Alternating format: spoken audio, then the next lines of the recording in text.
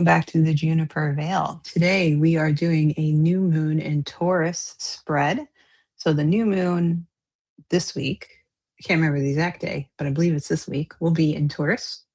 Um, Taurus is a card that can be a bit possessive, or I should say a sign that can be a bit possessive.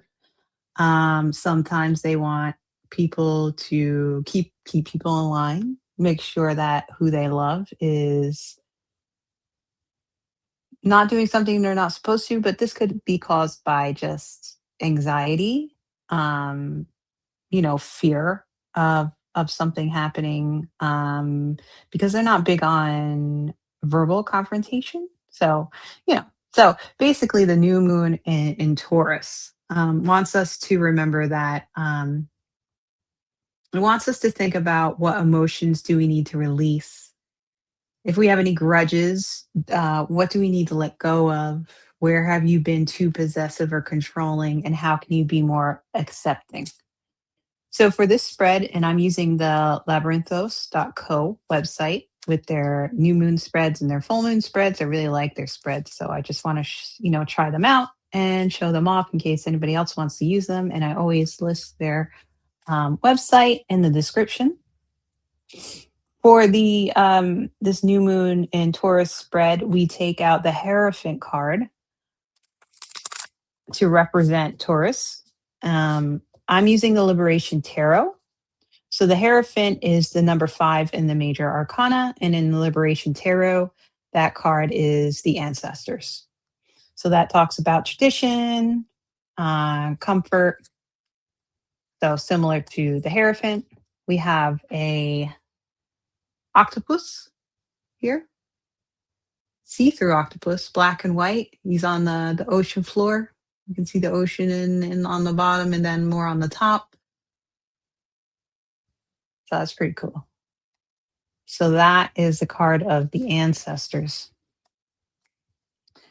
So let's see. Who do I want to read on in the public eye when it comes to this? People keep talking about Taylor Swift and her upcoming marriage. And I'm not a fan of Taylor Swift. Also, I don't dislike Taylor Swift. I am neutral. When it comes to Taylor Swift, I am neutral. I don't have any skin in the game, I guess. And sometimes it gets exhausting doing politics all the time. So because people keep bringing her up, I think I'm going to use her as an example. But of course, when you do this yourself, you can just read on yourself. This new moon in Taurus helps you to look at areas where maybe you are a bit too controlling, or you're being too traditional, um, and also how you can kind of help to release that. These are really beautiful cards. They're a little hard to shuffle at the moment. As you can see, they have this great matte like blue edging. What would you call that? I don't think it's teal because it's not as green. It's beautiful. It's a beautiful color. So this is the Liberation Tarot by Alicia Epstein. Really neat deck. So this spread I will pull four cards, not including the Hierophant, the Ancestors card. First card says, what emotions do I need to release? So remember, this is for entertainment purposes only. So if we were reading for Taylor Swift, what emotions does she need to release? And I got the Crone of Blades. In this deck, blades are swords. The Crone, maybe king. I have to check. Let's see. What unconscious grudges do I need to let go of? And we got the Rebel of Spirals. Let's see. Where have I been too possessive or controlling? 5 of Blades, another sword card. And how can I be more accepting? and that's accountability, which is number 11 in the major arcana. So I'm going to have to do a little, use the book for this one because of the difference in all the suits and things like that. So, like I said, the crone of blades. Blades is swords in this deck. The crone is, yes, the king. So kings are crones. We have here somebody holding a fan, like one of those fans that when you want to cool off, not the electric fan, but the ones that open up and they're full of blades. So this is basically the King of Swords. So what this is saying is the Crone of Blades is committed to intellectual honesty and rigorous love. Um, the crone holds herself to the highest spiritual and ethical standards. She will not settle for anything less than full body liberation for all beings. So where emotions do I need to release? What I've been holding in that needs to be released, what should no longer be bottled in. So crones are aware of their influence. She does not distort or impact or delude herself about her enemies. Rather, she adorns herself in celestial mystery and fierce truth. Stoking the flames of revolution wrapped in this card is the fire of persistence and practice. So this is basically you're considering what are your freedom practices. So maybe she needs to release this idea of being free. I mean, and it's kind of interesting because what I do know about Taylor Swift is that she's been maybe engaged a few times. So maybe, you know, she's this is saying that she needs to either decide that she's going to get married or she needs to let go and move on again. You know, it's fine. I don't care whichever one she does. You know, you shouldn't marry someone you feel like you shouldn't marry, right? Sometimes people like being engaged. I have no qualms either way. I'm like, do what you want to do.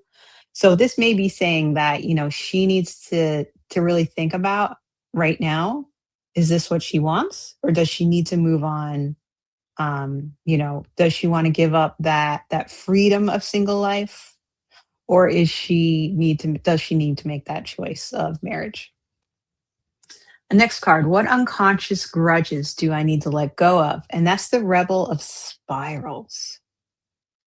I don't remember what spirals associate with.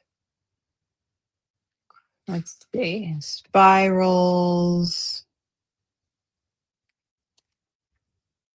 might be fire. The interesting thing about this card is it's a police car on fire. So you have a police car, it's on fire, and there's also flowers in the picture. It's a very dark picture, very cloudy. The rebel is the knight. So in this deck, the rebel is the knight. So the image is a police car engulfed in flames. The flames are going skyward, and the smoke curls into a spiral. So the sky is wet and gray. Large, dark red roses bloom around the burning cop car. So I like to try to give an example of a description of the card. So in case anybody is listening and you can't see the card, you know, this way I can at least give you an idea of what it looks like. So the student of spirals is overwhelmed. So that's the card beforehand. This is the rebel of spirals. So this is talking about that fire energy. So this is the wands card, and it's turning that student energy into strategy and material action. So the rebel of spirals knows that nurturing the world we most want to live in is an intergenerational, cross-continental, and multidimensional process. So, staying focused on what is hers to burn, the rebel of spirals has mastered how to say no to anything that will interrupt her process. So, what unconscious grudges does she need to let go of? So, does Taylor have a resentment over anything? So this may be, she may have some type of resentment over kind of like goal accomplishment when it comes to creativity, willpower. I believe, I mean, that makes me think of the issue she had with that one producer who, so she re-recorded her whole can't remember what you call it, but she re-recorded all of her albums. So I this is kind of like saying, okay, that's done with. You need to let go of it. That so that may be a grudge that she has that she just needs to let go of because it's has something to do with her creativity, right? She's she has a king, she has a knight. She is very much in charge of what she does. She likes what she does. She loves what she does. She is very creative. She has a lot of enthusiasm. So this is just reminding her, don't hold any grudges against people that you feel like stifled your creativity. So if she feels, that anybody's stifling her creativity, she needs to let that go. Next, I have the five of blades. So where have I been too possessive or controlling? What parts of my life can benefit from me being more accepting? So this is the five of swords, right? Fives are difficult cards. Um, this here is how to explain this card. I'm glad they have an image description in the book because it's easier that way. So there's five swords resting on a floating pedestal. The pedestal is held up by a single white thread. Underground, a galaxy brained being holds the other end of the thread. This hints at the unseen role that illusions and ideology play in conflict. So the swords in this card are Excaliburs. They are the revered weapon. It echoes the legends of King Arthur. So it's often associated with imperial power and sovereign force. So the Excalibur is also rumored to possess magical powers. So, like all fives, the Five of Blades orbits around conflict and struggle. When it comes to the suit of blades, these themes appear as spiritual or mental defeat. So, refuse to engage in chaotic retribution, especially with yourself. Refuse to be driven by forces of reactivity. So, where has Taylor been too possessive or controlling? So this might have to do with any type of struggle. Like if there's struggle going on, whether it's spiritual or like a mental struggle, she's just too in control of that. Like, so she may be not letting herself feel certain emotions, not letting herself let go of certain emotions. And that's very tied into the Taurus moon as well.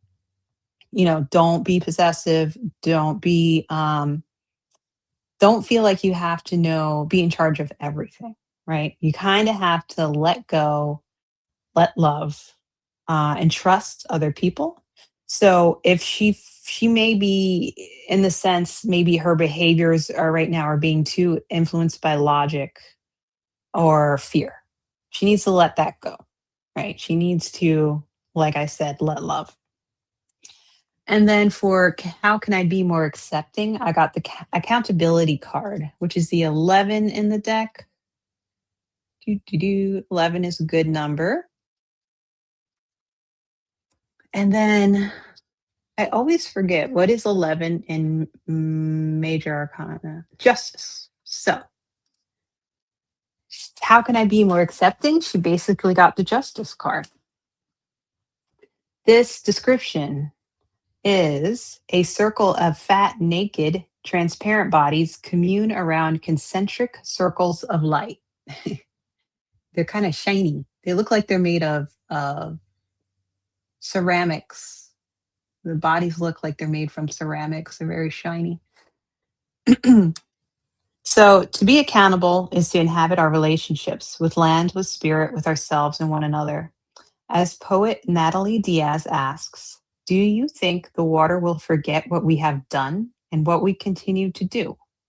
So, in conversation with her counterpart, Justice, the card of accountability is an invitation to find your many selves and walk them home. Commune with them. Assume the perspective of the ancestor. What do you have to say? What do you have to say back to you? So, How can she be more accepting? This says, what will help me become more accepting of what I cannot control? So basically, it's saying to think inwardly. And not only are you thinking inwardly, but you're walking with yourself. These could be past selves, that you feel like you've been. Because we also, because sometimes you think about, oh, how I was when I was 22. Am I still that person? How is that person different than I am now? So, what would you say back to those selves? What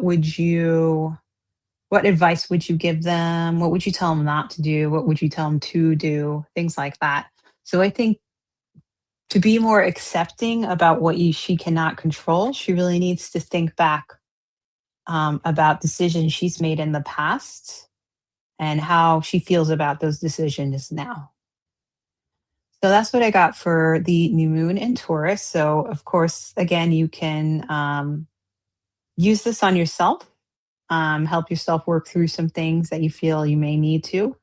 Yeah, and I'm going to put the link in the description, labyrinthos.co. Great website. I really love their new moon and full moon spreads. Plus, they have a lot of other spreads that you can use as well.